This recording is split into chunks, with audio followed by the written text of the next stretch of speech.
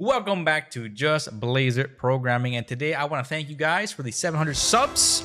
That's really fantastic. It's real awesome. And as a small thank you, a small appreciation, I'm going to open up the Discord once again to 50 people for 7 days or something like that. You know, whatever the maximum days that Discord allows me to do with the limit or whatever.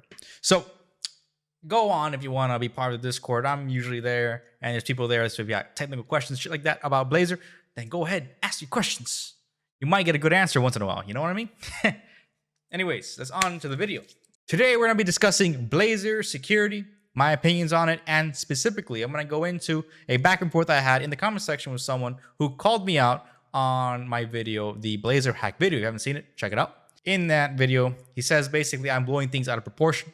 I'm going to put the comments, the first comment there, and basically he says that I am kind of blowing it out of proportion. Is just a security consideration more than anything else. And that what I was doing was not hacking. He's absolutely correct. I was not hacking. I was showing the DLLs and decompiling them, which is similar to, as he says, to just looking at the JavaScript source code available to you when you have a JavaScript framework application that you can look at. And then essentially saying that keep your sensitive code in the server instead of having it in the client so that it doesn't show up. And that I was, calling a security flaw when it's more of something in the design than a true security flaw. Like it's not like a day zero hack or whatever.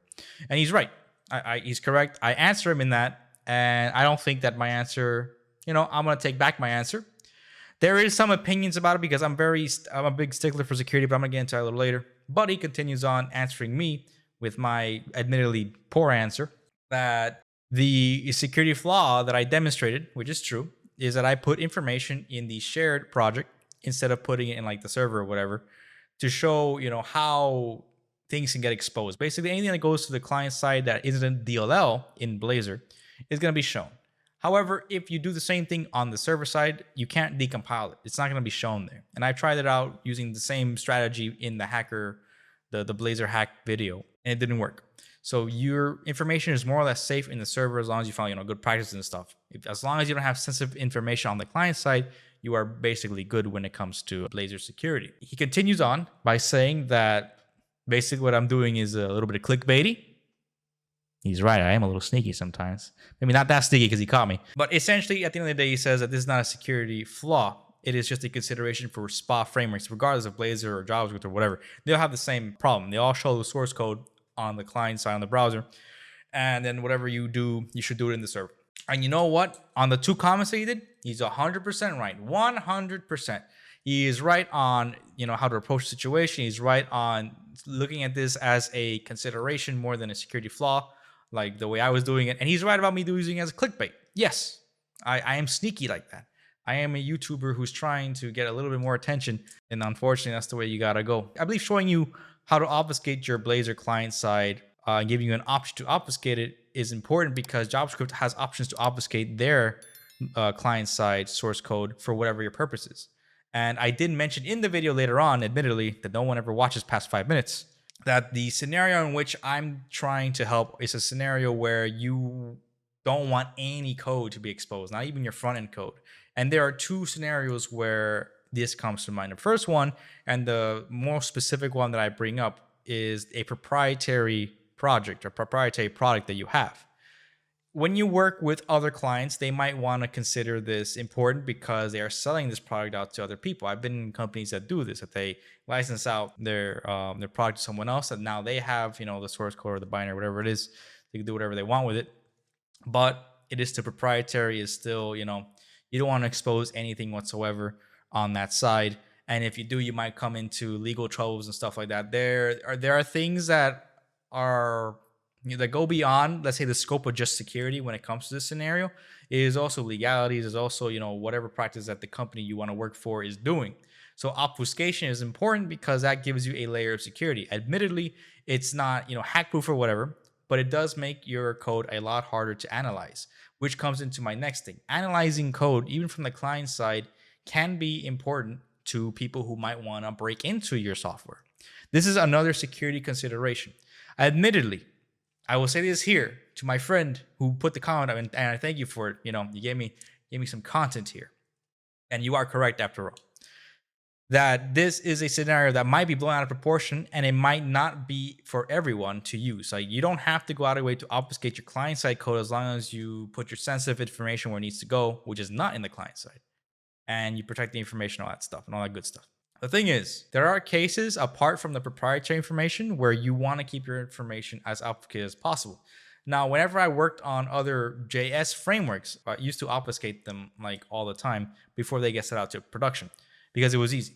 With Blazor, it's a little bit harder because of the reflection issue, and that is admittedly a problem with when it comes to obfuscation with Blazor apps specifically. But if you really need it, at least there are some options available for you that's there. Now, the other scenario is the analyzing of code, like I mentioned before, is because other people can, if you have a big enough footprint on the internet, target your app. They can use your client-side code to try to, point them in the right direction how to get into the most sensitive information that you have. Especially if your code is meant to use by millions of people in the world, there's always gonna be someone that's gonna try to do something bad to it. Someone's gonna do something nefarious to it. They're gonna find some sort of vulnerability to it somewhere. But as long as you take extra precautions to it, then you might be able to prevent it, or you might be able to slow them down enough that you can find a countermeasure for it. Now, I'm not saying that this is a problem that happens only on the client side. Obviously not. There are better ways to get into that sensitive information, which is usually what they want.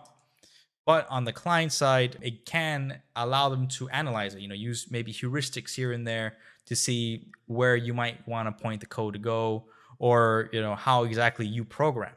Now, this is, again, a very niche thing, but as someone who, has worked in environments that require an extra level of security, or because of the proprietary thing or whatever, what have you, for whatever reason, the client that wants to develop the software wants to have a lot of security in mind, first and foremost. This is a problem that comes up, and this is a way to mitigate that issue. That's basically where I was coming from it. But yeah, overall, if you want to secure your app, your best chance is to do it on the server side. Follow the best practices, keep everything on that side, protect your data, protect your authorization, authentication, all that stuff that you probably heard of, and probably I'll get into in other videos as we move forward.